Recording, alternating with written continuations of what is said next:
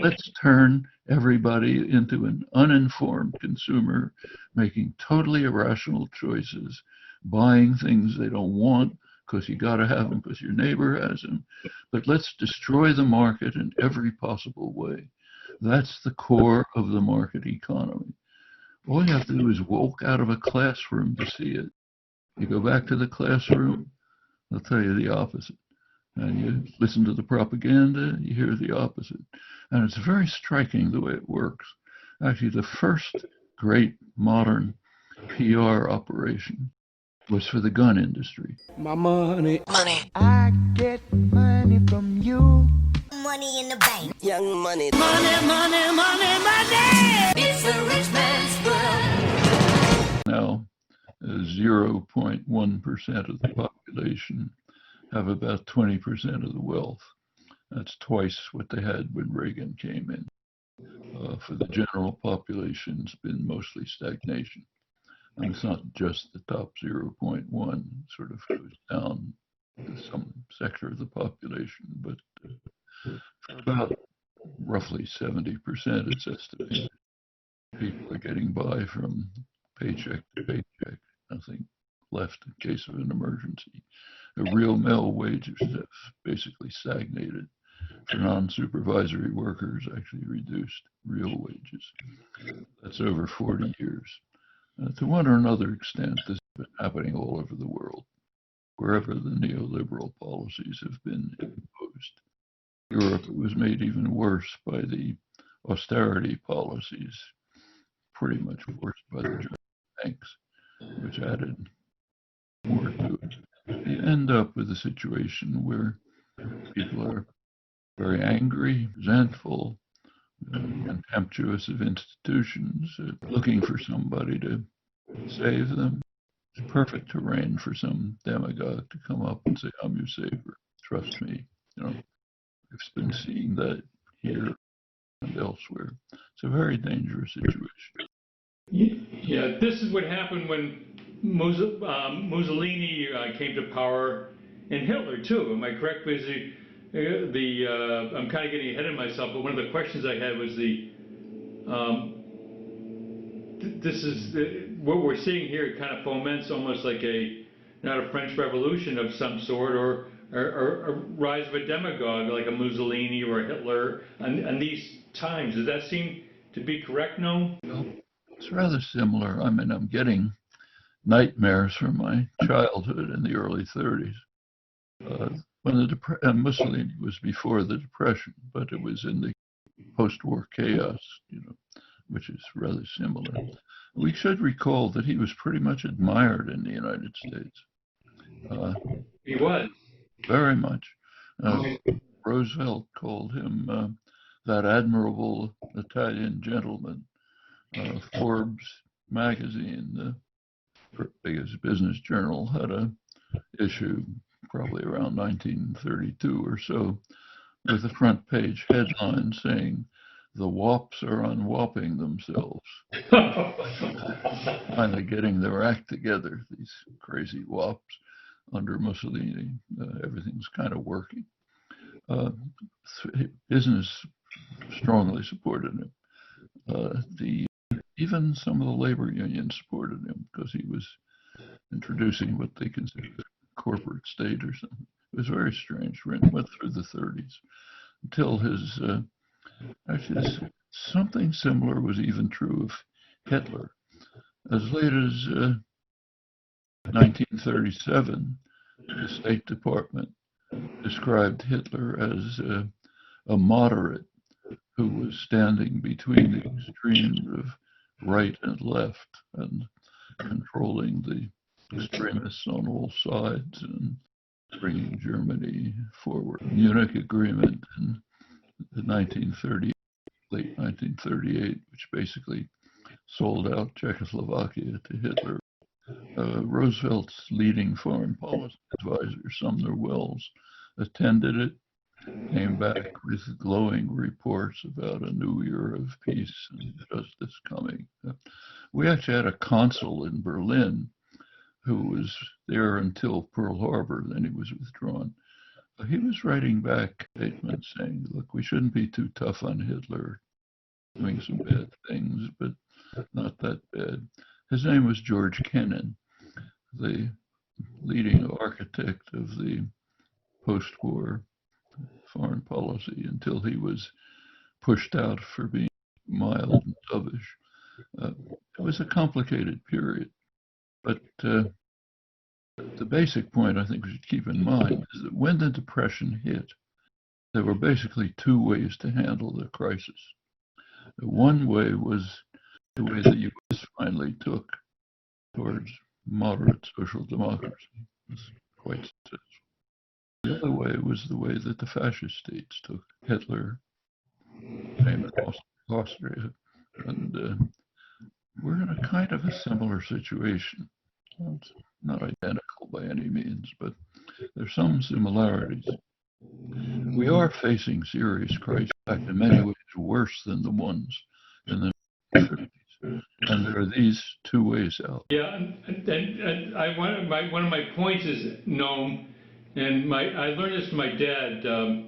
My dad was a Marine in World War II, and he saw combat. He was very anti-war, like your friend Howard Zinn.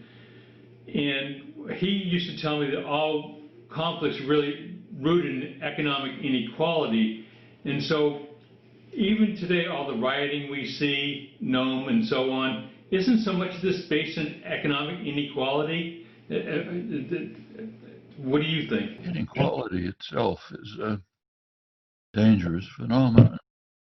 Inequality is associated with all sorts of negative, harsh consequences, from health to social breakdown and so on. But it's more than inequality. We have had 40 years of virtual stagnation. Yeah. The majority of the population, EU salaries have gone to into the stratosphere, bringing other management salaries up with them.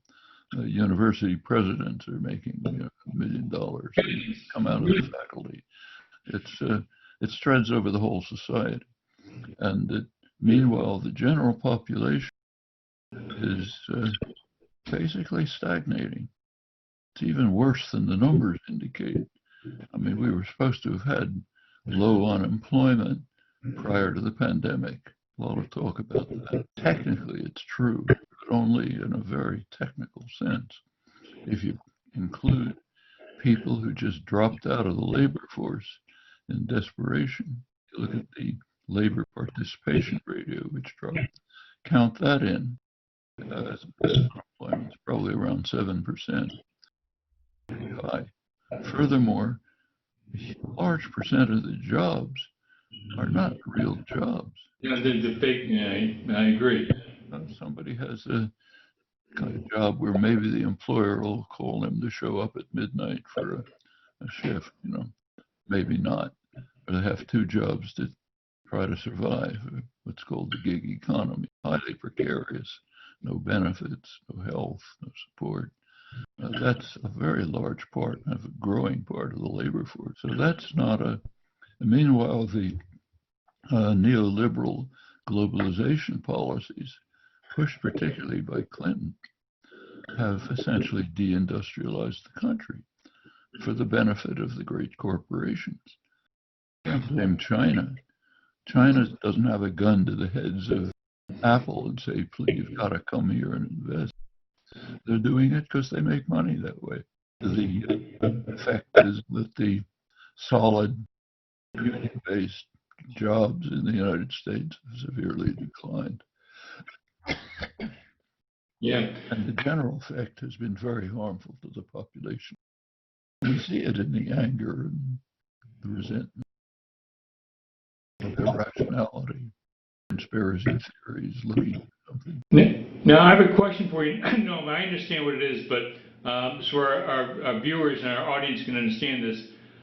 Could you explain to the audience what neoliberals mean or neocons mean? Because I agree with you 100%, but could you kindly explain it in plain English, if you will? The neoliberal programs, in a nutshell, essentially are what Reagan said: diminish government partially responsive to the population. Transfer power to institutions which are totally unaccountable to the population. That's called moving to the market. Very misleading. There is an element of moving to the market, but business doesn't believe in the market. They want a powerful state which is there to subsidize them, rescue them, take the financial institutions, which have grown enormously during this period. I mean, shot out of sight. They exist thanks to government subsidies. I mean, if it wasn't for the implicit insurance policy that the government provides them, called too big to fail, they wouldn't even survive. Actually, there was an IMF, International Monetary Fund, study a couple of years ago, which looked at the profits of the 6 major American banks and found that they're almost entirely a result of an implicit insurance policy, which isn't just the famous bailouts that we know of when things crash, but it's access to credit, higher credit ratings, ability to take risky investments because if they go profitable, if they go wrong, the taxpayer will bail you out. All sorts of things, which I think the IMF estimated a couple of years ago would be higher. Now it's up $80 billion a year. And these institutions, they don't do anything for the economy.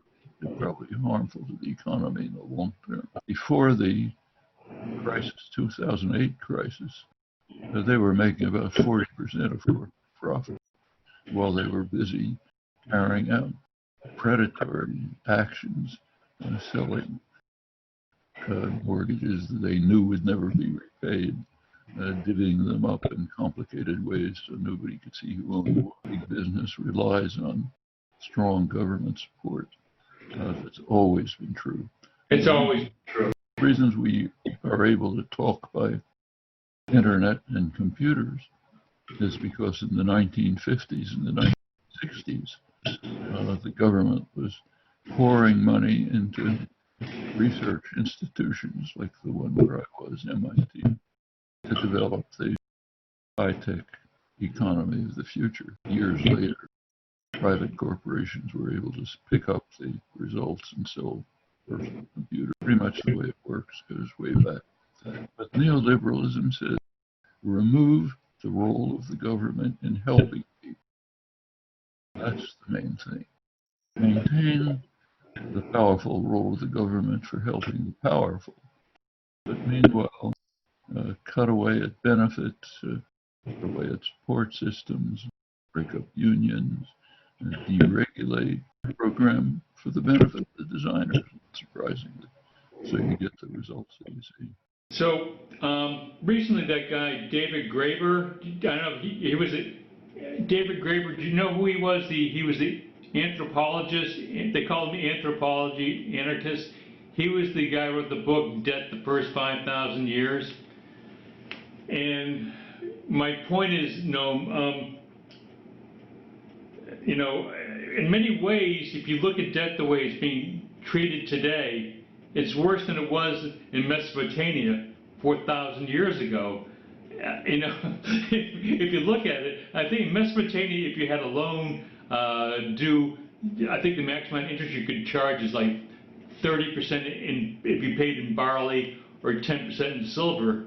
But now the debt, there is no interest limits on what you can charge on, and because people are not making wages, they're getting more and more into debt. Student loans, car loans, credit cards. So in many ways, is the debt situation the worst it's ever been? It depends what it is. So, for example, if the government goes into debt to build infrastructure, provide a basis for economies, no problem. If people go into debt because they can't survive, can't get by for the next week, then it's a problem. I don't think it's debt itself is good. No, The question is what you're doing with it. Corporate debt is pretty dangerous because if the corporations do get in trouble, the taxpayer will bail them out. They're not going to go into the market. We wouldn't have the banks if we had imposed market conditions on them in 2000. They would have been broken up. Debt interest rates are zero, in fact negative if you count in inflation. Yeah. Very easy to borrow money. Government can do it, go into debt, create the basis for a constructive, better life for everyone. That's pretty much what happened during the Second World War. Everything was devoted to winning the war. But a lot of demand was built up, unlike now. So when the war was over, pent-up demand could be used to push the economy forward. Not true now. But the government, but a lot of during the war, manufacturing capacity quadrupled. That was available then for the post-war period. I mean, debt can build up things, or it can be just destructive and go into paying off the financial industry for selling crummy mortgages. Yeah. So now what we see, Noam, is that the Federal Reserve is behind all this. I mean, I can't believe it. Since really about a year ago, Noam, started when the repo market froze up. They started buying. They're even buying junk bonds now. I mean, which is to me, it's criminal what they're doing. And so the irony of the whole thing is that this is made. Matter of fact, according to the Wall Street Journal, investment banking fees and trading revenues from gambling, if you will, in the first 6 months of this year have been the highest in 8 years. So Wall Street's profiting while Main Street's suffering, and this is really mostly caused by the Federal Reserve. So it's building Wall Street fortunes, but on the other hand, it's crushing the middle class. What do you think about the Federal Reserve, Noam? Is it part of the problem? I mean, you're absolutely right. The stock market is almost totally dissociated from the economy at this point. There's increasing poverty and misery. The stock market is breaking records. If you look at the Fed really had no choice but to pour money into the economy. Otherwise, we'd be in the Great Depression. But most of it, large percentage, went to the rich and the corporate sector. Their profits have been booming. Billionaires have been gaining way beyond the norm. I think there was one day, single day, with Jeff Bezos made $15 billion. Apple broke the $2 trillion record. These are not the people who need bailouts from the Fed. And now it's gotten worse. Now it's almost grotesque. And theoretically, the Senate is supposed to be a deliberative body. Prides itself on being the world's greatest deliberative body. Under Mitch McConnell, stopped doing anything. Actually eliminated the functioning government. McConnell's doing the same in the Senate. How many blame on the Democrats too? Oh yeah, there's equal. I've done enough research myself, and I don't want to talk about it now. But there's so much greed on both sides of the aisle that was it George Wallace once said there's not a dime's worth of difference between a Democrat and Republican, and it's tragic what's going on. Now, one of the questions I want to ask you your opinions on, the Opportunity Insights and the Pew Research recently, and this is getting back to the Requiem for the American Dream, Noam, okay? And these recent research finds that economic mobility into upper classes or better way of life is really increasingly difficult in America. What do you think is happening now in terms of economic mobility? Is it better to be in the U.S. or the Netherlands or Sweden or somewhere else? I mean, it's very difficult to move up now, isn't it? Easy to find out. Just do a very 30-second Google search. You get statistics on social mobility. Very shocking. U.S. is about the lowest among developed countries. I think it's around 25th to 30th. Countries you mentioned, Sweden, Finland, the others are much higher. So you're basically frozen. It's much worse. It used to be, there always was a myth. Probably will be, Horatio Alger, but there was a certain amount. But now it's declined very sharply, and it's going to get worse because the way the system is set up, if you don't have decent jobs for people, if a large percentage of the population is what they call the precariat, you're living a very precarious existence, you don't have the basis for moving up in the world. I mean, maybe you'll find a scattering of people who will somehow manage, and they'll be touted in the media as proof of mobility, but it proves nothing. Okay, so the basic story is bad when the book was written. It works today, and going to get worse because of the current situation is developing. I mean, people are coming out of colleges, education. There's no jobs with them. They're going to end up maybe being even in take the universities and colleges, they've also been subjected to the neoliberal programs, meaning that this model has been imposed. Supposed to sell yourself on the market. So state funds for state colleges and community colleges is going way down, and they do raise tuition, have to try to approach corporations to fund you. You're not getting what you ought to get, direct funding from the public, because we want an educated, skilled, prepared public of people capable of taking part in a democratic society, intelligent, decent lives. But that requires public funding of educational institutions. It's happening all the way down to the public schools. People complain that the public schools aren't working. Yeah, they're not working because they're defunded. If a teacher has 50 kids in a class who haven't had breakfast that morning, it's going to be only discipline problems. Across the board, these problems can be dealt with. The neoliberal programs have been a hammer blow. Going back to the universities, business model says we shouldn't waste resources. So why have a tenured professor when you can hire an adjunct, teaches a couple of courses, and you fire them and you get somebody else? Why have real educational resources that students can draw from and contribute to? And of course, it's had a severe cheapening effect. A lot of administrative offices, which are mostly not needed.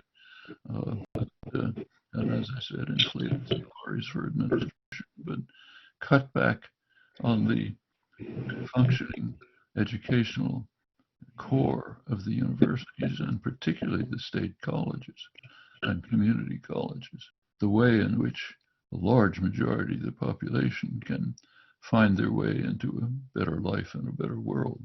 I would agree with you on the public sector. No, I agree with you. But on the other hand, I would say a lot of these Ivy League schools, some of these very elite schools, are more or less a vocational school for Wall Street. If you look at everything, all the top grads at Harvard and so forth, and they're so embedded with Wall Street. It's I agree with you that the public schools are really, really important, but the Ivy League schools, they're so embedded with Wall Street. No, I just for another time. Let me ask you, Noam, is the American empire coming apart? If I was reading something about Rome, how it came apart, and is the American empire coming apart? I think Trump is doing enormous harm to American interests. Trump reminds me of some guy who's given a position in middle management, maybe a dean in a university, for example, or something comparable in a business, who wants to make a name for himself. He wants to be important and go to something higher. but he doesn't have an idea in his head. So the one thing you can do is wreck. See if you can smash things up. So in university, get rid of the department. That'll be exciting. Put two departments together in a middle management job, say in an automobile factory, screw up some of the divisions. But just make a mark by doing something. You have nothing constructive you can do, so destroy. That's Trump. He wants to be important. Greatest president who ever lived. Has no idea what to do except enrich the powerful. So therefore, let's destroy everything. Every treaty, every agreement, every international arrangement. Let's destroy it. That's something. Okay? So let's get rid of the Paris negotiations. Let's get rid of the Iran treaty. Let's get rid of let's stop funding the World Trade Organization. Half the divisions are not filled. Get rid of the World Health Organization. The most recent one, which is really pretty striking, just a couple of days ago, pull out of the international consortium that's trying to develop vaccines. There's nothing else to destroy. Let's destroy the effort to develop vaccines and distribute them. I mean, it's amazingly, he's getting support for this, popular support. Gives the illusion of protecting America. Well, of course, it's harming America, but we should bear in mind that U.S. power is so overwhelming that even a wrecker like Trump is not going to harm it very much because it's just overwhelming. The United States has, you take a look at, say, the military, it has way more technologically advanced. Take a look at sanctions. There's no country in the world that can impose sanctions. The U.S. can impose sanctions on anybody, and does it. I think about a third of the world is under one or another kind of U.S. sanctions. Furthermore, U.S. sanctions are third-party sanctions. Everyone else has to observe them, whether they like it or not, or else they get tossed out of the international financial system. So Europe, supposedly our allies, doesn't like, hates the U.S. sanctions on Iran, for example, which are grotesque. There's no basis for them. They have to abide by them. Otherwise, they lose the dollar market. They can't get through the New York-based financial system, so they got to abide by them. Can any other country do this? I mean, it's impossible. This is just a reflection of overwhelming U.S. power. It shows up on almost anything. Take Trump's the greatest deal of the century in the Middle East. If any other country had proposed that, it would have been ridiculed if anyone had even noticed it.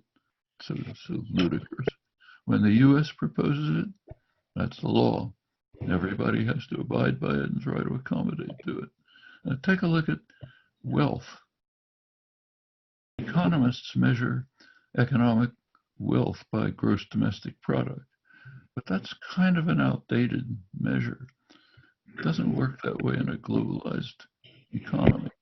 There's a much more sensitive and valuable indicator of wealth. How much of the world's wealth is owned by nationally based multinationals? Well, this is my point, Noam. I know, but I think Chris Hedges, who I have tremendous respect for as well, isn't Trump? He's kind of and I've been researching this for long. I've written 3 books on this stuff. Isn't Trump? He's kind of he's not it's part of the whole neoliberal system, and I mean it's not just Trump. I mean it couldn't exist without the corporate control which we see now. I mean it could be a Democrat, and if you look at Obama, his track record, and with Biden, what they do, and Biden with his with his predatory bankruptcy bills and things like that, and and Obama, I don't know how many wars and Clinton we got into, but isn't Trump just kind of a reflection of what's really going on, Noam? I mean, when you look at it? I would say he reflects it in the sense that a caricature reflects the person caricatured. Yeah. He's a caricature of what's going on Yeah. in its worst elements and driven them to an extreme. I mean, you have to recognize that the Republican Party altogether has a problem. It's had it for 50 years. The United States is basically a one-party state, the business party, but it's had two factions. And if you go back 50 or 60 years, the two factions were pretty similar in many ways. I mean, Yeah. I've voted Republican in the 50s for Republican representatives because they were the better ones. Now it's almost inconceivable. The Democrats are basically what used to be called moderate Republicans. Yeah. Republicans have gone off into the stratosphere, but for a reason. They have a very hard sell. They're the more business-oriented of the two factions, the ones who are more dedicated to wealth and private power. You can't come to people and say, I'm going to work for the interests of the very rich and the corporate sector, and screw you. Please vote for me. That somehow doesn't work. So you have to have other ways to try to reach the public, and what are called cultural issues, things that don't matter for the rich and the powerful, like being opposed to gays, let's say. The corporate sector doesn't care. Or even being in favor of the corporate sector doesn't care either. But just move things over to that terrain. And this actually started pretty much with Goldwater, but took off with Nixon. The Nixon administration had just realized that the Democrats had ordered civil rights legislation. So therefore, the old Southern Democrats, who were based basically on racist and white supremacy, they were lost to the Democratic Party. So the Republicans could pick them up by becoming essentially a white supremacist party. They don't use the words, but there's all sorts of hints and statements and so on that you can to get around it. Reagan was a genius at this, his welfare queens and all this business. His 1980 campaign, you'll recall, was opened up in Neshoba County, Mississippi, which was known for only one thing. Civil rights workers were murdered there by the Klan. Otherwise, nobody ever heard of it. But that tells people, here's what I'm going to be, you know. So the Southern strategy, starting with Nixon, picked up the white supremacist vote. So in around 1970s, the main Republican strategist, Paul Weyrich, had a brainstorm. He realized that if the Republicans pretend to be opposed to abortion, they will pick up the evangelical vote and the Northern Catholic vote. And they all switched on a dime. When Reagan was governor of California, he passed one of the strongest pro-choice bills. After Weyrich's message came along, strongly anti-abortion. Same with George H.W. Bush, same with the rest of them. And then the gun scam came along. So let's pick up guns and say the Democrats are going to take away your guns. Anything you can pick up that doesn't have any effect, harm for the rich and the powerful. Anything else is fair game. Let's run on that. Law and order, patriotism, whatever you can pick up. So you get a voting base which is put together in a very strange way. It enables a person like Trump to show up, and he's a genius at it.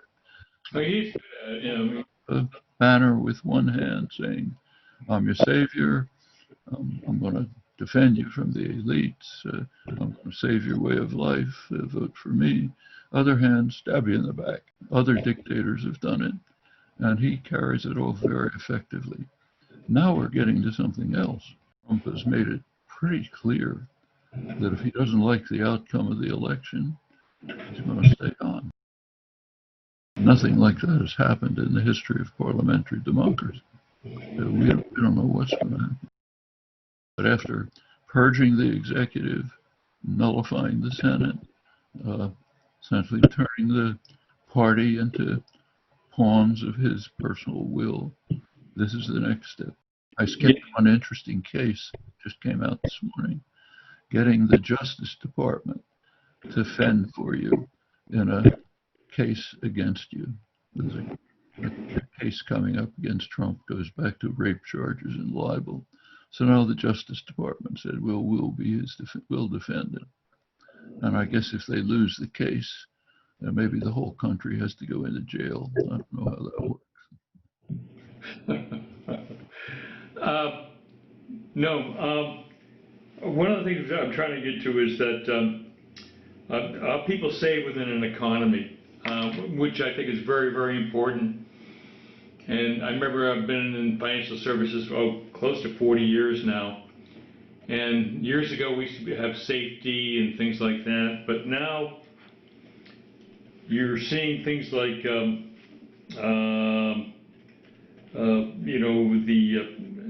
they're placing things like, I think I said to you a piece in how they're putting most people's money going to target date funds, which no one can understand. Now they're putting private equity into target date funds, which is like private equity funds, like giving a 6-year-old a circular saw. Do you think people really understand what's really going on with their savings plan now? Because this is where people save within the economy is really, really important. But so much of it is at risk, or it's in the market now. Do you think people really understand what's going on right now with their funds? The thing with the private equity is very interesting. You go back a step. There used to be such a thing as pensions. Yeah. You had security for the rest of your life if you worked. 20, 30 years ago, they started getting rid of pensions, put it into 401ks. So you don't have security. If you're lucky, you may make out. If you have to retire when the stock market is down, tough luck. But the point is, you're in the market as an isolated, atomized individual. Maybe if you're lucky, you make out. Maybe you won't. But you're dissociated from other people. That's what's critical. It's like breaking unions. You're on it. No association, no self-defense, no way to cooperate with others to work for common good. That's out. You're alone in the market. You got a private equity fan. You live too long, you're in trouble because it runs out. Taught for 60 years, don't have a pension. But then it gets worse. As the labor secretary comes along, appointed labor secretary because of his record in trying to destroy labor. Corporate lawyer attacking labor unions, so he's labor secretary. That's the norm for the Trump administration. He said that the private equity firms can now buy into the 401ks. It's awful. You thought you were uncertain before?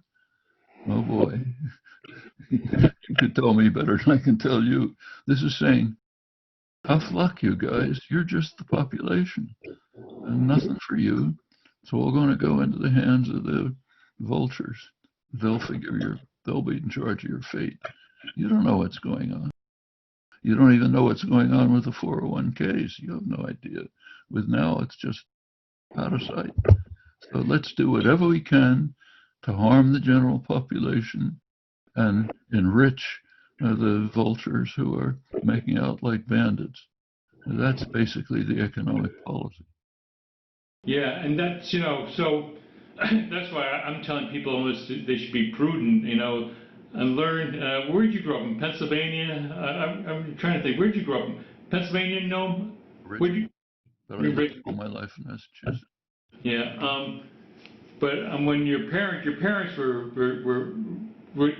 children of the Depression, obviously, but a lot of the old Yankee values, like thrift and being prudent and not spending what you don't have, I think were really great virtues of the American public. Have we lost that, no? It hasn't so much that we've lost it. It's been driven out of our heads. Yeah. Remember that we're supposed to, take an economics course, Economics 101. They teach you something. is a market, which is the most wonderful thing in the world, is based on informed consumers making rational choices, which you learn in school. Then you walk out of the classroom. What do you see? You see one of the biggest industries in the country spending hundreds of billions of dollars trying to turn you into an uninformed consumer who makes irrational choices. That's called the advertising industry.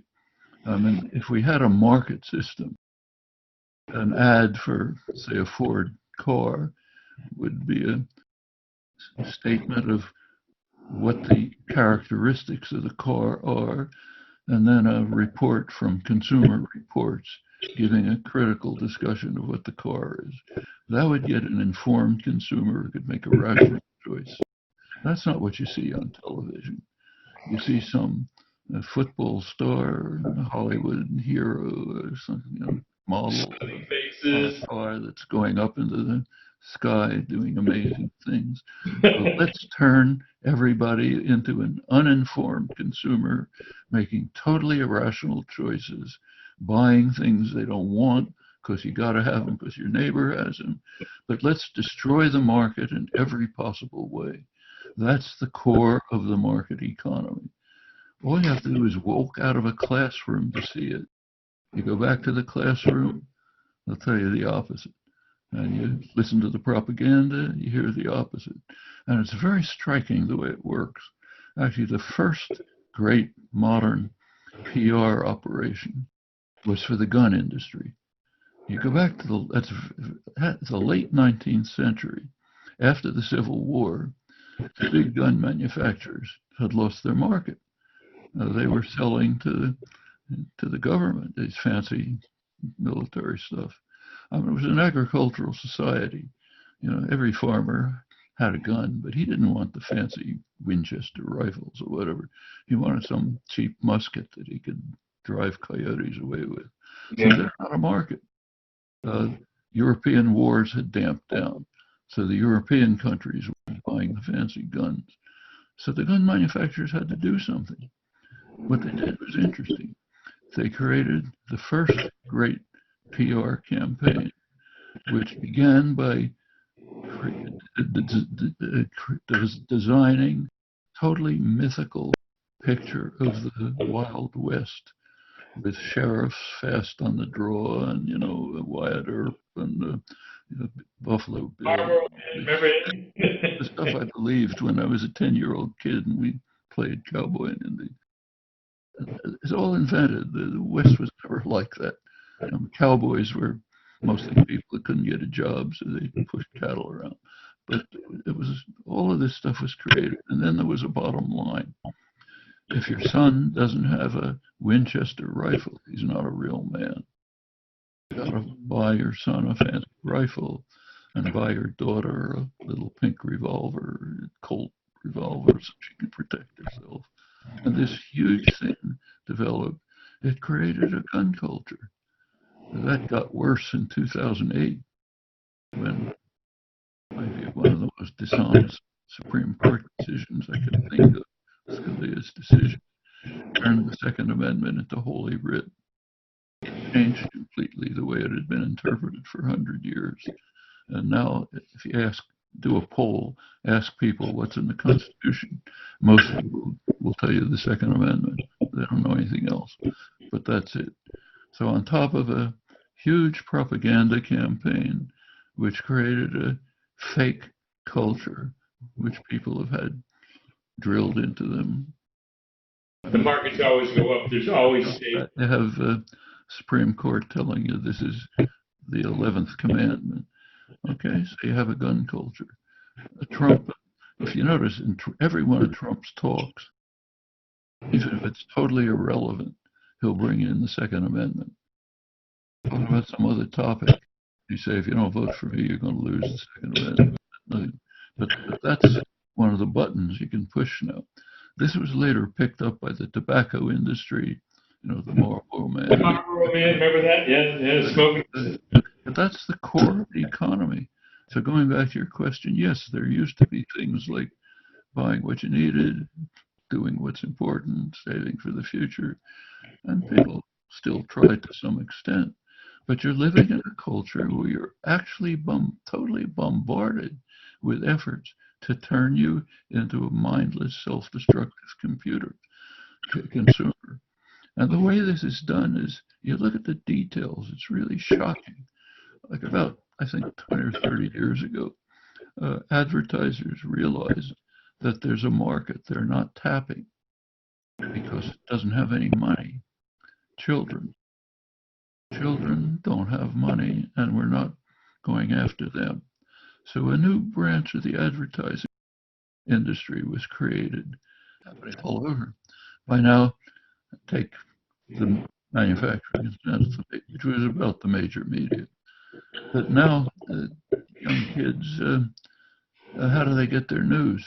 They look it up on Facebook. You get Facebook, which has a brief summary, some of the things that the managers or maybe their algorithm picked up. That's the news. Read a newspaper? What's that? Maybe I'll look at it on the screen, but I'm not going to sit down and read the New York Times or the Washington Post. It's too much work, let alone a journal, I mean, I got a lot of letters from young people, all sorts of them, most of them pretty interesting, but I'll get letters sometimes from a fancy prep school or a college student saying, I've got an exam next week on such and such. Can you give me some references? I've noticed if I give a reference that says, go across the street to the library and look at a book, I'll get something back. No, give me something that's on the internet. I don't have time to go up, pick up a book that's too boring, and I don't have time.